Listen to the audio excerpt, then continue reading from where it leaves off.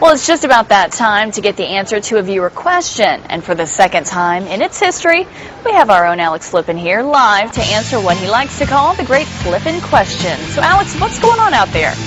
Well, Alexa, this is a good one. It has to do with the moon, and that means a lot of you probably already know what I'm talking about. But if you don't, take a look at this. It's a great flipping question that I was more than happy to answer.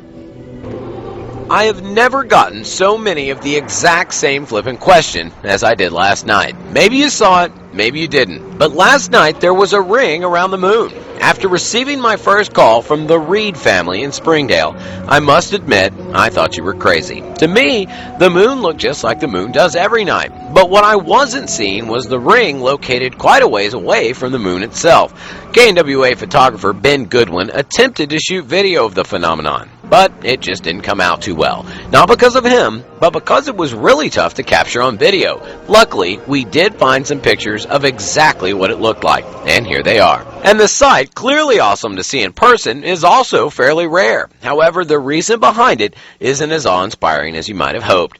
Last night over Arkansas, there were a lot of high-level cirrus clouds made up of ice crystals. The moonlight reflected and refracted off those ice crystals to create that bizarre ring. And the best way to describe it, it's much like light from the sun can reflect and refract off rain droplets in the air to create a rainbow, the moon reflected off the same sort of thing to create that mysterious ring. Also, this was the perfect flippin' question to finally have a reason to use the song Rainbow in the Dark by Ronnie James Dio. So, thanks to all of you who called and wrote in.